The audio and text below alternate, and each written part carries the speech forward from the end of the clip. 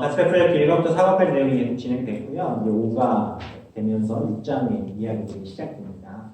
우리가 앞에서 보았던 내용들을 통해서 저희들이 계속 듣고 있는 주제는 바로 죄에 대한 부분이었어요. 죄라는 게 참 무섭잖아요. 그게 그냥 나랑 상관없는 것 같다가도 어느 순간 나를 완전히 잡아먹듯 점령해버리는 것이 죄죠. 하나님의 은혜를 경험하고 그 은혜 때문에 내가 너무 감사하고 깨끗하게 살겠노라 하지만 쉽지 않은 게 바로 그 죄의 문제 때문에 그렇습니다. 사실 저희가 지금 한참 전 세계적으로 아파하고 있는 코로나 바이러스라는 것이 처음 발병이 됐을 때만 해도 중국에서 그러다 말겠지 했어요. 그런데 아니죠. 너무 무섭습니다. 많이들 두려워하고 계십니다. 한국에서 대구라는 지역에서 신천지를 통해 이 감염이 더욱더 확산이 되기 시작하면서 많은 사람들이 많은 이야기들을 하기 시작했습니다.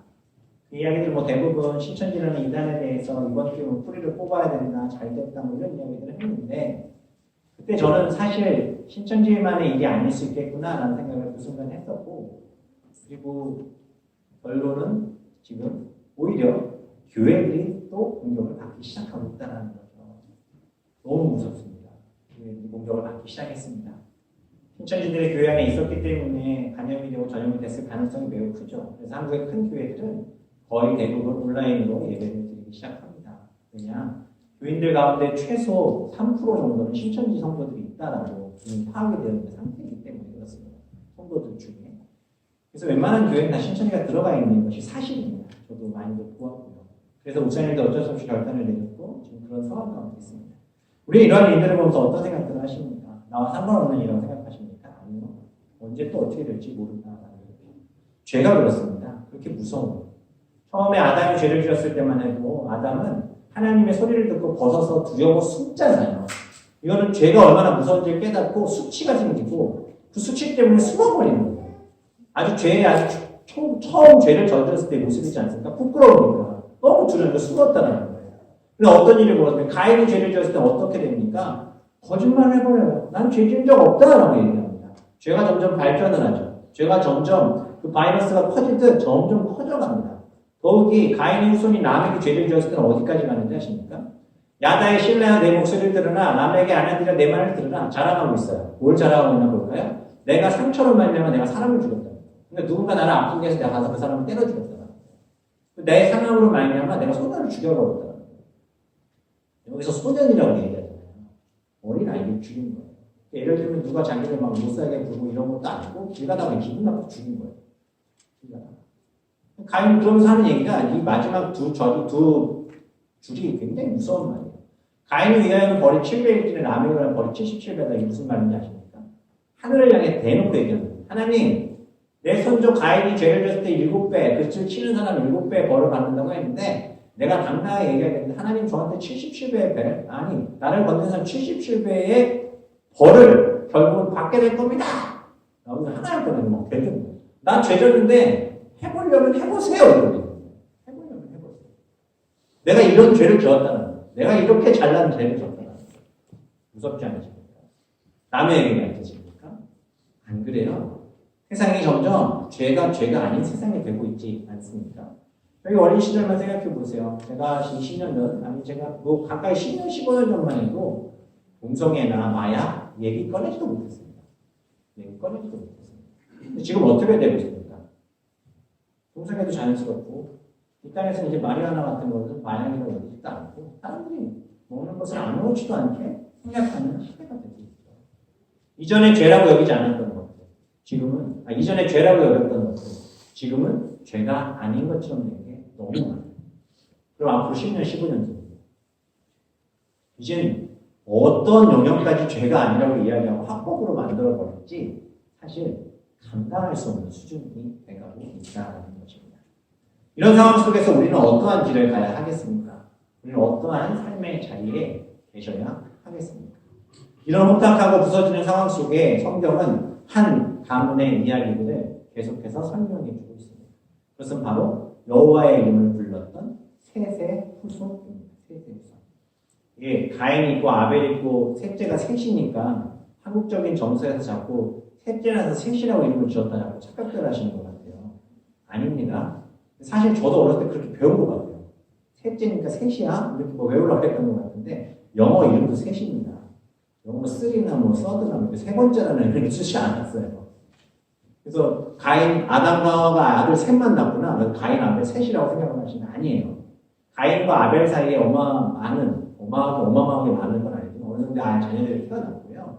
뭐 아벨과 셋 사이에도 자녀들도 태어났어요. 성경은 하나님의 구속사적인 관점에서 필요한 이야기들만 기록을 한 거예요. 그래서 그 사이에 어떤 인물들이 어떻게 태어났는지 성경에 다 기록하지 않습니다. 역사의 이야기만 봐도 그렇지 않습니까? 우리가 기록한 역사들도 보면 다 쓰지 않아요. 이순신 장군과 임진왜란을 겪은 병사들의 이름을 임진왜란 난국이 이게 다 기록하지 않아요. 그렇죠? 그런 부분입니다. 그러니까 그거 너무 어렵게 생각하실 건 없어요. 가인이 누구랑 결혼했어요? 이런 질문도 있고 또 청소년 아이들도 막 그런 질문을 하더라고요. 아벨이 죽고 가인과 새 두 명인데 어떻게 인류가 이렇게 됐냐고 이런 질문을 청소년들이 하더라고요. 그래서 한두 번 들은 게 아니라서 제가 간단하게 설명을 드립니다. 어찌되었든 그런 상황 속에 있었는데 그 가운데 셋을 통해 후손들이 나오기 시작했어요. 어지럽고 타락한 시대였습니다. 부서지는 시대였습니다. 죄가 관영한 시대였습니다. 근데 그 가운데 하나님의 줄기를 붙들은 믿음의 가문, 셋의 가문이 시작되었고 그 셋의 가문에 대한 이야기가 이제 5장에 쭉 설명이 되는데 거기서 이제 우리가 주목해봐야 될 인물들이 좀 몇 명 등장하는데 앞부분에 있는 인물들을 좀 빼놓더라도 창세기 5장 21절에 보면 에녹이라는 인물이 등장을 해요. 이게 제가 좀 더 시간이 있으면 좀 더 깊이 말씀을 드리겠지만 가인의 자손에도 에녹이라는 인물이 있었어요.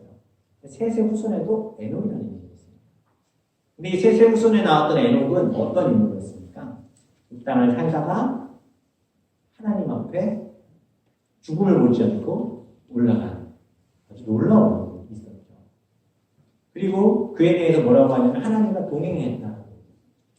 그 타락한 세대 속에 하나님과 동행했던 사람 에녹. 근데 그 에녹의 아들을 낳았는데 그 에녹의 아들의 이름이 바로 무두셀라입니다. 무두셀라. 여기 어르신들은 무드셀라 하면 생각나는 게 있죠. 무드셀라 주님이 삼천갑자 동방석 해가지고 예전에 코미션들이 한참 했던 장수한 아이들의 이름 뭐 이렇게 해서 김수환 뭐 이렇게 시작되는 게 있었는데 무드셀라는 오래 산 사람이에요. 오래 산 사람. 몇 살 살았습니까? 969살을 살았습니다. 무지막지하게 오래 살았어요. 거의 1000년을 산 거예요. 1000년. 그런데 이 무드셀라를 에녹이 하나님과 동행했던 에녹이 영적으로 얼마나 깨어져 있었겠어요. 근데 그가 아들을 낳았는데 하나님 주신 마음이 있었던 것 같아요. 그래서 이 무드셀라의 이름을 뭐라고 짓냐면 창을 던지는 자라는 의미를 가진 무드셀라라고 짓는 거예요. 창을 던지는 자가 왜 나오냐면 당시 고대 사회에서는 창을 던지는 자가 있어야 그 나라를 지킬 수가 있었어요. 창을 던지는 군사와 같은 거죠. 그 고을이나 마을이나 자신의 성을 지키려면 창을 던지는 자가 존재해야만 그 성을 지킬 수가 있는 거예요. 반대로 창을 던지는 자가 죽으면 어떻게 될까요? 적군에 의해 점령이 돼 그 도시는 멸망당하는 거예요. 그러니까 에녹이 무드셀라의 이름을 창을 던지는 자로 지은 이유는 뭐냐면 이 아들이 죽으면 이 땅에 멸망이 시작될 거다라는 예언적인 선포였습니다. 또 하나 그런 예언적인 선포를 두셨는데 어떤 사람에게 주셨어요?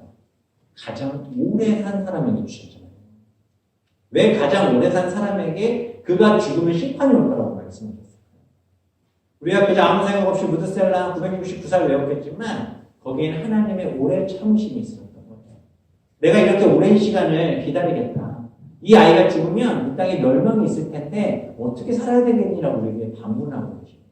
사랑하는 성도님들, 기회가 있을 때 잡으셔야 돼요. 우리가 하나님 앞에서 어떠한 삶을 살아야 되는지 늘 질문하셔야 될 줄 믿습니다.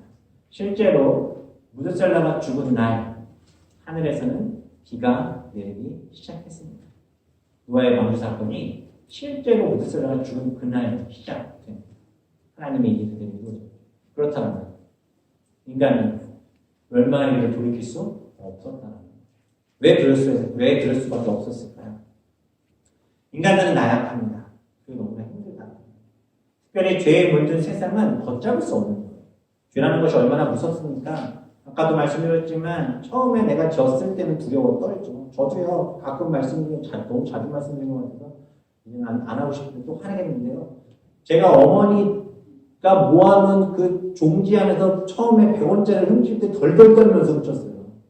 오락하고 싶은데 돈이 없어서 거기서 하나 살짝 훔치고 나서 처음에 200원인가 가져가는 거예요. 거기 꽉 차 있었거든요. 티도 안 나요. 2개 훔쳐가고 나서 어머니가 왔는데 너무 떨리는 거예요. 막 두두두두두 하고 가슴이 툭툭툭툭 죽는 것 같은 거예요. 어머니 그쪽만 보면 가서 말할까 어머니가 온다 말하면 어떡하지? 별 생각을 다 했어요. 근데 넘어갔어요. 몇 번 되니까 어떻게 느꼈어요? 나중에 아무렇지도 않게 주머니 손 쭉 집어넣어서 빼서 주머니에 넣으면 바로 갔어요. 엄마 안에 겁도 안 나더라고요. 그게 죄예요. 아세요? 그게 죄라니까요. 다른 사람 욕할 때 처음에는 두렵고 떨죠. 많이 하시는 분들은 자연스럽죠. 음란한 것들을 보는 것도 그래요. 제가 청소년 생각해봐서 많이 알지만 아이들이 음란한 걸 처음 볼 때는 덜덜 떨면서 보죠. 나중에는 아주 그냥 수가 늘어요, 수가 늘어요. 아무도 모르고. 어떤 요즘에는 그런다고 하더라고요. 최근에 애가 걸렸는데 좀 보면 어때? 그런데 다 봐. 좀 보면 어때? 뭘 해도 이제 죄가 죄인 줄 모르고 살아요. 아무렇지도 않게. 그런 시대 가운데 세세우선도 있었고 에녹이 있었고 무드셀라가 있었어요. 근데 그 무드셀라가 낳은 아들이 있는데 그 무드셀라 낳은 아들의 이름이 뭐냐면 바로 라멕입니다. 라멕이 누구를 낳냐면 노아를 낳거든요. 근데 이 라멕이 얼마나 하나님 앞에서 열심히 살려고 애썼는지에 대한 부분들이 자식의 이름을 통해 우리가 또한 볼 수 있어요. 창세기 5장 28절에 보면 라멕이 182세의 아들을 낳는 이름을 노아라고 했거든요. 가로되 여호와께서 땅을 저주하심으로 수고로 일하는 우리를 이 아들이 안위하리로다. 무슨 의미냐면 라멕이 그리스도인으로 살아가는 게 너무너무 힘들었던 거예요. 세상 속에서 세상 사람들과 하나님의 약속을 받은 그리스도인, 이때는 그리스도인이라고 얘기하기는 그렇지만 어쨌든 하나님을 믿는 신앙인으로 살아가는 게 너무너무 힘들었던 거예요. 그렇죠. 힘들잖아요. 그렇죠. 여기 계신 우리 성도님들 보면서 너무 존경스럽습니다. 너무 대단하다고 생각해요. 왜냐하면 저는 주중에 세상 사람들을 만날 일이 없어요. 저한테 술 좀 드세요, 담배 좀 펴보세요, 뭐 어디 이상한 데 가서 하는 사람 하나도 없어요. 거기 저는 롯데시장으로 계속 걷고 신학대학교 다 신학교에만 있어서 교회만 있어요. 교회 관련된 것만 있었기 때문에 저를 죄로 유혹하는 주변인들은 아무도 없었고요. 지금 이 정도가 되니까 사람들이 이제 목사님 좀 대충 알아요. 저한테 그런 얘기 하지도 않아요. 죄질 만한 유혹거리를 제 곁에 갖고 오지도 않았습니다. 저는 부딪힐 일이 없어요. 제가 있으면, 제가 만약에 식당에 가는데 거기서 제가 아는 청년들이 많이 술을 먹고 있었다고 걔네들 뭐 치워요? 목사님 한잔하세요. 부르는 게 아니고. 저는 부딪힐 일이 없지만 여기 계신 분은 어떠세요? 힘들잖아요. 얼마나 많은 유혹거리가 있어요. 직장에만 가고, 회사에만 가고, 분쟁하고 싸워야 될 사람들도 많고, 거짓말하는 사람들과 부딪혀야 되는 일들도 많고, 내가 이것을 세상하고 타협해야 되나 말아야 되나, 갈림길 속에서 내가 참아야 되나 말아야 되나, 그리스도인으로서 어떻게 해야 되나 얼마나 많은 고민을 했어요. 진짜 대단하시네요. 우리 오랜만에 칭찬 한번 할까요? 잘하고 있구나. 잘하고 있어. 좀 더 힘내자. 하나님의 위로가 있기를 소망합니다. 라멕이 그런 삶이 힘들었던 거예요. 그래서 얘기하는 게 뭐예요? 땅을 저주하심으로 수고로 일하는 우리를 누가? 이 아들이 아니하는 거다. 우리가 죄로 인해서 너무나도 힘들고 괴로운 세상을 살고 있고 우리가 하나님을 믿는 자녀로 살아가는 것이 너무너무 힘들지만 이 아이들을 통해 하나님의 안식과 평안이 있기를 소망한다라고 얘기하고 있는 거죠. 노아가 그렇게 세상에 태어납니다. 노아가 태어났던 그때는 어떤 땅이었습니까? 6장 11절에 보면 온 땅이 하나님 앞에 부패하여 포악함이 땅에 가득했던 시대였어요. 감당할 수 없던 시대였습니다. 모든 것들이 더러워졌던 시대.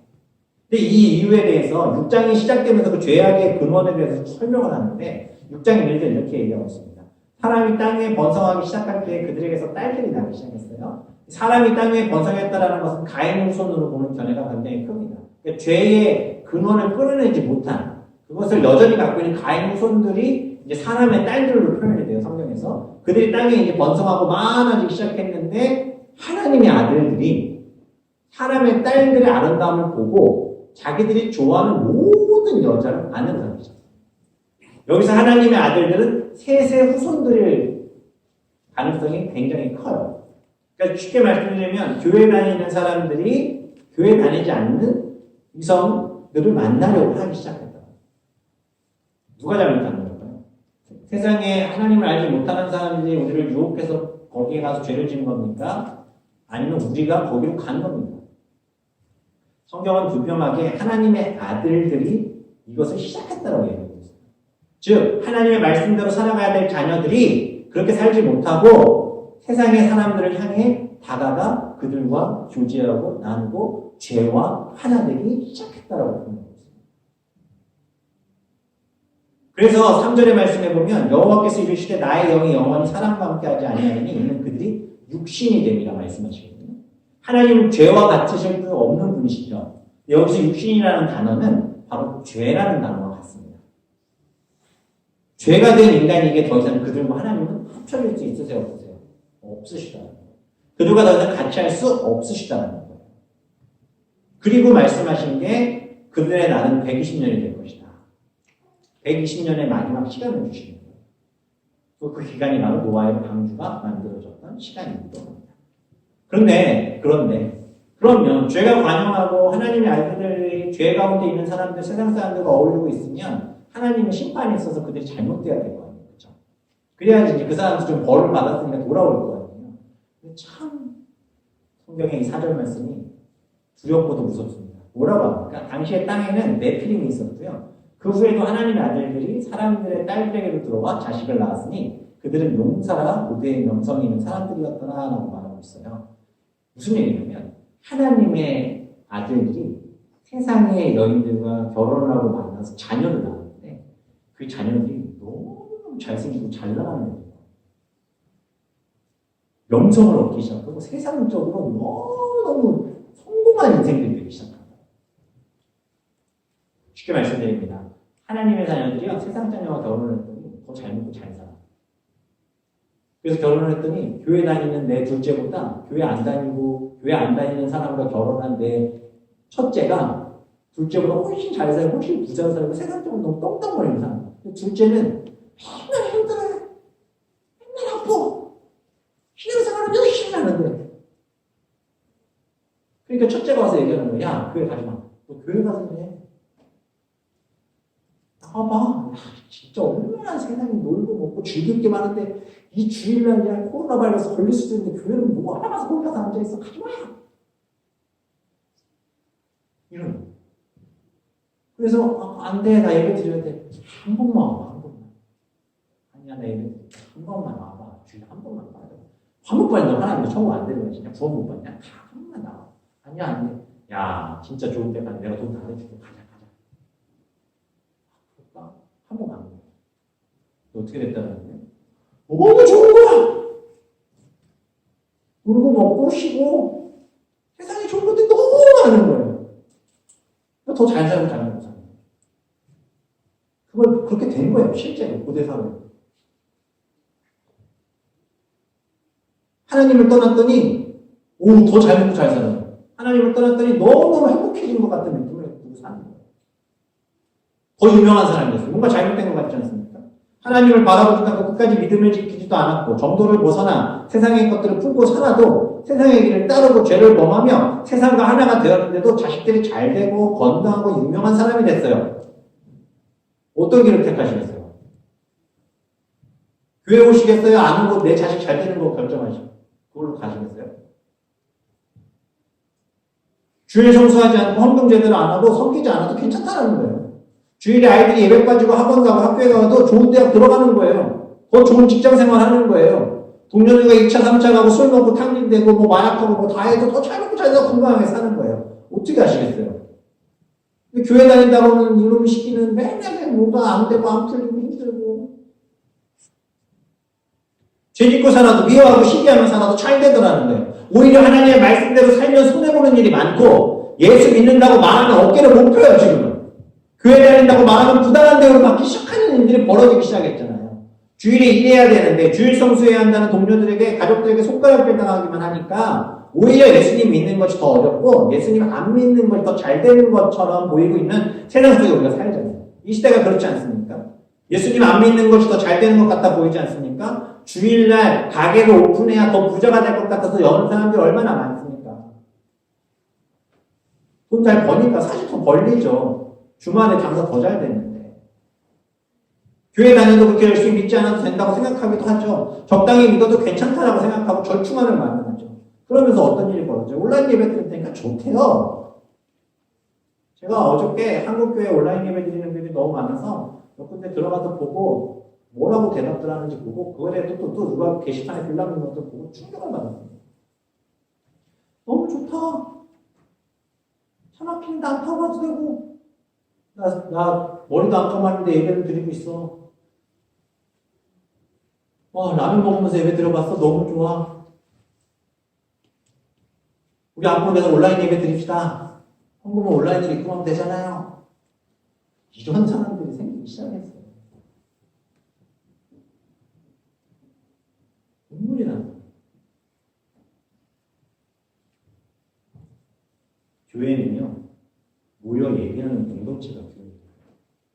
이거는 하나님이 우리를 창조하신 이후로 지금까지 단 한 번도 해쳐지지 않고 지금까지 지켜온 일이 교회 공동체에서 1차 대전, 세계대전, 로마의 핍박과 압박, 어디서든 어떻게든 모여도 예배드리는 거예요. 왜요? 하나님이 그 공동체를 통해 일하시는 것을 보고 알기 때문에. 지금도 북한 지하교회에서 예배드리고 중국의 지하교회에서 예배드리는 경우가 많아요. 굳이 왜 모여서 예배드리고? 굳이 왜? 우리가 어떻게 해야 하겠습니까? 우리 교회도 어떻게 될지 몰라요. 앞으로 코로나가 또 원창에 밴쿠버도 어마어마하게 많아지니까 사실 교회가 계속해서 일을 하기 힘들고 사실 지금 큰 교회들은 성도들이 많은 교회들은 교회 예배를 온라인으로 돌려야 된다고 얘기를 하고 그것이 이번 주가 좀 기점이 돼서 다음 주부터 그렇게 해야 되겠다라고 얘기하는 교회들도 많습니다. 저는 지금 온라인으로 예배 드리는 게 잘못됐다라고 하는 것을 얘기하고 싶은 게 아닙니다. 우리가 어떻게 그것을 받아들여야 되느냐. 죄가 우리를 점령하고 우리를 죽이려 드는데 세상 속에서도 죄 속에 살면서도 내가 잘 먹고 잘 살고 내게 피가 없으니까 교회 안 가는 거, 신앙생활 안 하는 거, 가슴 프로젝트 공부 안 하는 거, 가정예배 한 번 안 드리는 거 그건 중요한 일 아니라고 생각하면서 계속 그렇게 되면 결과가 어떻게 될까요? 온라인 예배를 드리는데 또 다른 교회를 가봤습니다. 40년을 주일 성수 한 번 빠지지 않고 평생 70년 평생을 주일 성수 한 번 빠지지 않고 예배 드렸던 권사님, 집사님과 어르신들이 집에서 펑펑 울면서 예배 드리셨대요. 소식을 듣지 못하고 90 먹으신 권사님 한 분이 교회를 찾아오셨어요. 교육자들이 보고 울었대요. 권사님 어떻게 왜 오셨어요? 나 소식을 못 들었어. 왜 예배 안 드려? 이래서 못 드려요. 그랬더니 권사님이 참 바닥에 앉아서 찬송 부르시면 기도하시면 눈물을 흘리면서 예배 드리면서 기도하시면 뭐라고 하시냐면 하나님 도와주세요. 내가 6.25 때도 예배 드리고 일찍 있을 때도 모여서 예배 드렸는데 이게 무슨 일이에요? 목사님들이 말씀 전하시는데 얼굴들을 못 뵙겠더라고요. 우시더라고요, 목사님. 성도들이 눈물로 기도하면서 울더라고요. 바벨론 포로 때 이스라엘 형전이 무너졌죠. 그들이 예배의 처소를 잃어버렸습니다. 다 포로로 뿔뿔이 흩어졌어요. 그들이 어떻게 예배했을까요? 그들의 자리에서 예배했어요. 그래서 에스겔서에서 보면 너희들이 어디에 있든 나를 향해 예배하면 그 예배를 하나님 받으신다고 말씀해요. 그들이 예배할 때 빠지지 않고 기도를 문제하세요. 하나님 예루살렘 성전을 회복시켜 주시고 하나님 우리의 예배가 이렇게 뿔뿔이 흩어져 예배드리고 있지만 그 예배가 함께 모여 예배할 수 있는 예배가 될 수 있도록 좀 도와주시오. 그래서 바벨론에서 포로로 돌아온 자들이 제일 먼저 하려고 했던 게 성전 건축이었던 거예요. 우리는 어떤 세상 속에 살고 계십니까? 창세기 6장 5절 6절에 여호와께서 사람의 죄악이 세상의 관영함과 그 마음의 생각의 모든 계획이 항상 악할 뿐임을 보시고 땅 위에 사람 지으셨으면 한탄하사 마음에 근심하셨다. 너무 지금 이 세상하고 똑같지 않습니까? 사람의 죄악이 세상의 관영이에요. 그 마음의 생각의 모든 계획이 항상 악하잖아요. 그리고 땅에 사람 지으셔서 한탄하셨대요. 이것은 하나님이 뭐 후회하셨다 이런 의미가 아니에요. 사람 지은 걸 후회하셨다 이런 뜻이 아니에요. 한탄하셨다라는 단어의 뜻은 마음의 상처를 받으시고 아파하셨다. 왜 마음의 상처를 받고 아파하셨을까요? 생각해 보세요. 내가 아이를 정말 미주중에 열심히 키웠는데 어느 날 봤더니 그 아이가 마약에 쩔어 있고 세상 더러운 것도 다 하고 완전히 폐인이 돼 있는 거예요. 부모 입장에서 그 아이를 보면서 무슨 생각을 하시겠어요? 아, 쟤 내 대장을 버려. 물론 그렇게 얘기할 수도 있겠죠. 그 마음이 마음이겠습니까? 걔가 부모라면? 이런 얘기 안 하겠어요? 그가 왜 저를 죄를 낳아서? 저 아이를 낳아서 키웠지. 그게 저 아이를 내가 뿌리치 뽑아버리겠다는 얘기입니까? 하나님이 마음 아파. 지금 이 시대를 보면. 그래서 무드셀라의 나이만큼 기회를 주시고 노아의 방주에 시간만큼 또 시간을 주시는 거예요. 그런데 그런 가운데 하나님의 마음이 아프셨고 죄가 반영한 이 땅의 것들을 하나님 보고 싶지 않으셨고 볼 수가 없으시죠. 왜? 그건 죄와 하나 될 수 없으시게. 그래서 그분이 그 땅에 있는 모든 것을 쓸어버리고 작정하십니다. 그게 용수심판이죠. 그런데 8절 말씀이 뭐라고 합니까? 그러나 노아는 여호와께 은혜를 입었더라 라고 말씀하고 있습니다. 누가요? 노아가 여호와께 은혜를 입었더라. 그리고 나서 나오는 경우는 9절에 보면 이것이 노아의 조건인데 노아는 의인이고 당대에 완전하고 그는 하나님과 동행했더라. 자, 그가 의인이고 완전한 자고 동행했게 했다는 말이 먼저예요? 아니면 은혜를 입은 게 먼저예요? 은혜를 입은 게 먼저예요. 할렐루야. 우리는 의인이지 않고 완전하지도 않고 하나님과 동행하지 못하고 살고 있을 수 있잖아요. 그러면 노아랑 우리를 객관적 비교했을 때 우리는 너무 초라하지 않습니까? 근데 노아에게 하나님 먼저 주셨던 말이 뭐냐면 그에게 뭐라고요? 은혜를 입었다. 은혜를 입었다. 노아는 은혜를 입었기 때문에 그 은혜 입은 것을 가지고 살기 시작하는 거예요. 그 은혜를 입은 삶으로 살기 시작했는데 그 삶이 어떻다라는 거예요? 의인의 모습이었고 완전한 자였고 하나님과 동행하는 삶이었다. 그리고 그가 여호와의 은혜를 입은 모습으로 세상을 어떻게 살아가는가? 세상을 어떻게 살아가는가에 대한 질문. 그리고 그 모습이 바로 뭐예요? 노아의 방주를 만드는 노아의 모습인 거예요. 보세요. 노아의 방주 몇 년 만들었다고요? 120년 만들었다니까요. 사람들이 120년 만드는 노아를 보면서 무슨 얘기를 했겠어요? 세상 사람들이 죄악이 반영한 사람이 와서 뭐라고 했겠어요? 너 뭐해? 너 바보야? 좀 더씩 너 미쳤어? 뭐해? 하나님이 만들라 하셨어. 하나님이 그리스도인으로 살아가라고 하셨어. 하나님 붙들고 살아가라고 하셨어. 그래서 이렇게 살아. 너 되게 무식하게 사는 거야. 바보같이 사는 거야. 일어나지도 않은 일을 왜 해? 멸망이라는 게 어딨어? 세상에 종말이 어딨어? 무슨 예수님이 다시 와? 말이 안 돼. 그럴 일 없어. 라고 얘기하는 사람들의 조롱이 있었겠어요? 없었겠어요? 있죠. 자기는 어때요? 만들면서 무슨 생각했을까요? 비가 뭐야? 아니면 그렇게 많은 비가 올까? 이런 생각 제가 볼 때 살짝씩은 의심했을지 몰라요. 그러나 아니요. 정신 차려. 하나님이 만들라고 하셨잖아. 내가 하나님의 은혜를 입었는데 세상을 향해 길 닿았잖아. 지금 내가 할 일 해야지. 베드로 3장 20절에 이런 말씀이 있습니다. 전에 노아에 대한 방주를 준비할 동안 하나님이 오래 참고 기다리실 때에 방주에서 물로 말미암아 구원 얻은 자가 몇 명 뿐이니 더욱 8명이더라 하는 말씀이 있어요. 무슨 얘기냐면 노아는요 믿음의 길을 걸어갔다. 은혜를 120년을 걸어갔다. 이 땅 살아가면서 우리가 왜 사는지도 모르고 살아가는 인생들로 혹시 살아가고 계시지 않습니까? 왜 살고 계십니까? 하나님 은혜를 입으셨습니까? 그럼 하나님 은혜를 입은 그리스도인답게 살아가셔야 되지 않겠습니까? 낭만다터라는 드라마가 한참 유행했었는데 거기에 나온 명세사 중에 이런 대사가 있었어요. 뭐라고 하고 있습니까? 뭐라고 하고 있어요? 열심히 사는 것 좋대요. 근데 못나게 살지 말지예요. 우리 사람이 뭐 때문에 사는 것을 알고 살아야 하지 않겠어요? 라고 낭만다터 김사부가 얘기를 했어요. 저는 이게 그리스도인들이 들어야 될 질문이거든요. 사랑하는 성도님, 열심히 사는 건 좋습니다. 못나게 살지 마세요. 우리 사람이 뭐 때문에 살죠? 우리 뭐 때문에 살아요? 세상 사람들은 자기들이 말하는 가치관이 있겠죠. 우리는 분명하잖아요. 우리 뭐 때문에 살아요? 모르시면 말씀드릴게요. 하나님의 은혜 때문에 살아요. 하나님의 은혜로 우리를 창조해 주셨잖아요. 하나님의 은혜로 우리를 구원해 주셨잖아요. 그래서 그 은혜 때문에 우리는 사는 거예요. 그걸 알고 사셔야죠. 그걸 알고 사셔야 되는 거 아니에요? 우리가 하나님의 은혜를 받아 죽을 수밖에 없는 죄인이 구원받아 지금 이렇게 앉아 예배드리고 있다는 것은 최소한 알고 사셔야 되는 거 아니에요? 그걸 모르고 은혜를 버리고 살면 어떻게 되는 거예요? 멸망당해 죽는 거죠. 영원한 심판이 있는 거예요. 기억하세요. 우리는 하나님의 은혜 때문에 살고 있습니다. 믿으십니까? 여호와의 은혜를 입었어요. 누가 입었어요? 여호와의 은혜를.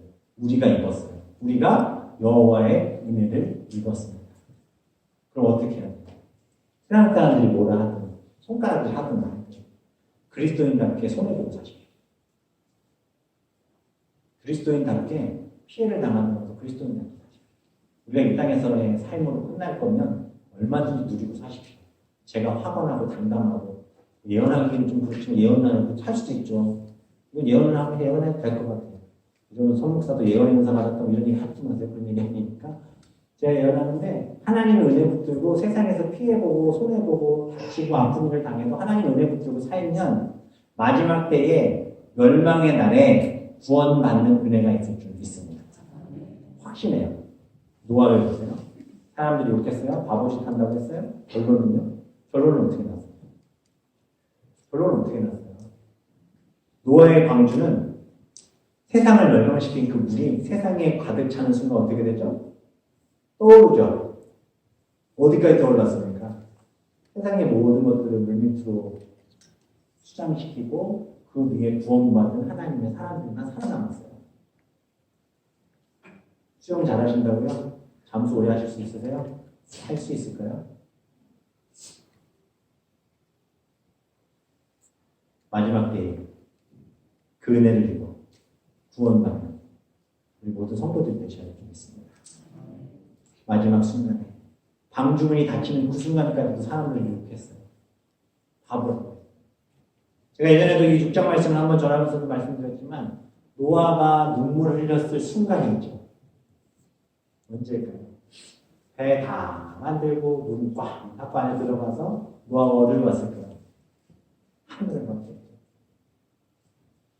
그리고 하나님의 눈물과도 같은 그 죄악 가득한 세상을 향한 하나님의 아픈 눈물과 같은 한없는 눈물과 그 비가 땅에 떨어져 내리기 시작합니다. 모세가 그 비를 맞는 그 순간 하나님의 은혜를 입었기에 내가 고백하며 얼마나 또 눈물을 흘렸겠습니까? 그 은혜 때문에 감사해요. 끝이 없어 보이는 세상 속에 우리는 살아가고 있습니다. 또 내일 가면 부딪혀야 할 세상에 많은 일들이 있습니다. 선택하십시오. 은혜를 입은 자로 사시겠습니까? 은혜를 던져버리는 인생으로 사시겠습니까?